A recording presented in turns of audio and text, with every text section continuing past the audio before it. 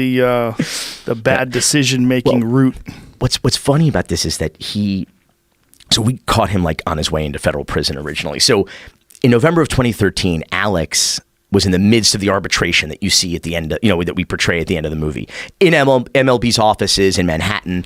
And we get a call from his publicist, and his publicist says, Alex is on a break from the arbitration, and he's coming down to Miami. He's got an office in Coral Gables, which is this like very wealthy, affluent suburb adjacent to the city of Miami. And it's actually the city where the University of Miami is located, where Alex Rodriguez Field is at UM on campus. And so they said, listen, Alex would like to meet with you to talk about possibly doing some kind of tell-all documentary.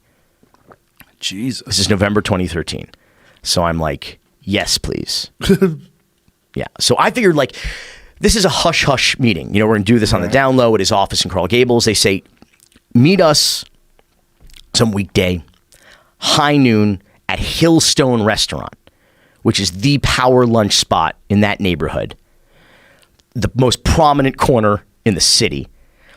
Floor-to-ceiling windows, open kitchen. Everybody from the street to the dishwasher can see everything going on in that dining room. They want to meet us there at noon. So I'm like, oh, okay. We go there, slammed, every seat taken, mob scene around the host stand, 3-4 deep at the bar. They escort us down the center, me and my producer, Alfred Spellman, right down the center aisle. Parade us, practically. And, ESPN, in the 30 for 30s, they really fetishize the directors. So, like, they have, like, video interviews with us, like, in bumpers, like, every hour, like, little segments. And so people sometimes recognize me, usually in Miami, like close to UM, because we did the UM, doc. So if there was any place I was going to be recognized, it was 2 miles from the University of Miami. And so they take us right down the middle, and there in the center booth, on this elevated platform around the back, is Alex Rodriguez holding court. And we literally have to like step up on stage to join him, and like all eyes are on us in this place.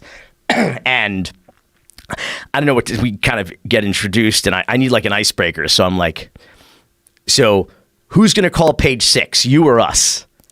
Sure as shit, 2 weeks later, it was in page 6. And so we sit there, and Alex didn't laugh. The publicist laughed. That's like a publicist joke, I guess. So, because it was clear that we were there to be seen having this meeting. Yeah. It was so clear. Why do you think they did that? It was part of Alex's, when you said, was there a plan? There was kind of a plan. It was part of Alex's like PR offensive or pushback against Major League Baseball.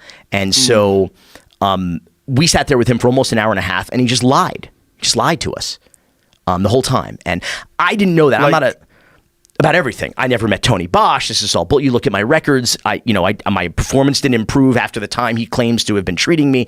I'm not a baseball fan. I'm like you. To me, I call it screensaver. All right.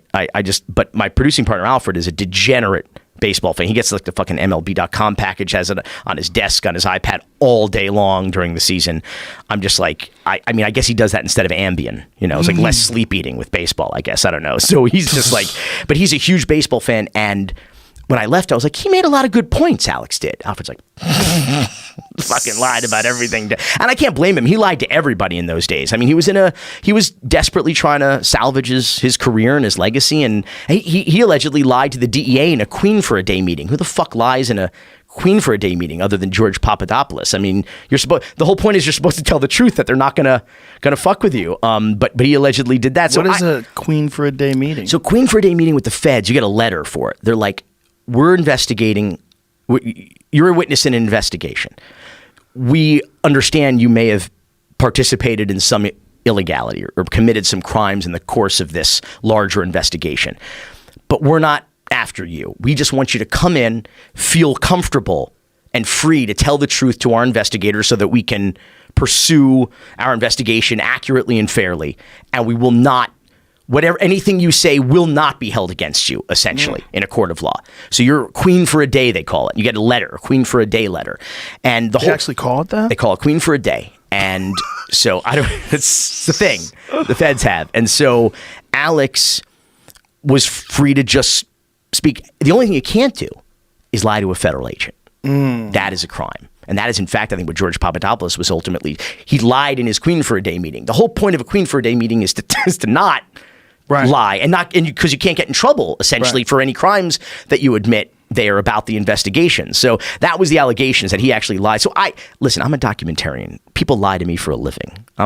I'm fine with that, especially because they spelled my name right in page 6 and that shit was in bold. I don't have the juice to make that happen. Alex's publicist had the juice to make that happen. I was flattered that they write about me, but But you didn't think that he was lying? I suspected he wasn't telling us the whole truth, but I thought he made some interesting points. And Alfred was a pitcher in high school, North Miami Beach Senior High, go Chargers. And Alfred had actually pitched against Alex Rodriguez. This is like one of his only war stories from his baseball years in high school, right? Is that Alex was a senior. I think Alfred was going to some sort of Ron Frazier baseball camp at a UM, and they did the summer league game. And Alfred my eyes are glazing over telling the story, but like Alfred's pitches against A-Rod, and who was already a senior, already a beast. Everybody knew this guy was gonna go in the draft and be huge. Everybody knew about that. He had been the talk of the high school baseball community in Miami forever. And so Alfred pitched against him, and he held A-Rod to a triple. Of course, A-Rod smacked the shit out of this ball, sailed away, but it was only a triple. It was a rare not home run for Alex. So I thought, we have like a funny personal anecdote, like we can find some common ground here, right? You're talking to someone who might be a potential interview subject, and so I'm like, actually, Alex, you and Alfred have met before. Alfred rolls his eyes like he's going to embarrass me and tell this dumb shit story. So I tell out, like, isn't this funny? Like, you guys, and Alfred held you to a triple. And he kind of looked at me like you're looking at me right now. He was totally unamused and maybe looked even a little hurt or offended. Oh, wow. This is one of the greatest baseball players of all time, the highest paid baseball player in history. And here I'm just telling this cute story from like 20 years earlier or whatever. And he seemed like, he held me to a triple. I'm like, how could you be upset about that? You're one of the greatest of all time. Like super winners. But it's like, it's that's why I left. I was like, this guy's a really interesting character. Like he's a complicated guy. He's an interesting guy. He's a sensitive guy. Like I was curious about him. I was excited about the prospect of interviewing him. And man, they practically ghosted us out. Yeah. In January of 2014, that's when they reduced his suspension. I started hitting up every month. I started hitting up the publicist. Following up on that meeting, like, because it's funny. In the page 6 article, it mentioned he met with the 30 for 30 filmmakers, Billy Corben, Alfred Spellman. He's been shopping a book proposal to these publishers. The book proposal thing was total bunk. Literally not true. The publishers are like, we'd love to get one, but we haven't gotten a book proposal from A-Rod. He really did have the meeting with us, but so everything was we were just kind of pawns in his game, which is cool, whatever. Have they responded to this documentary?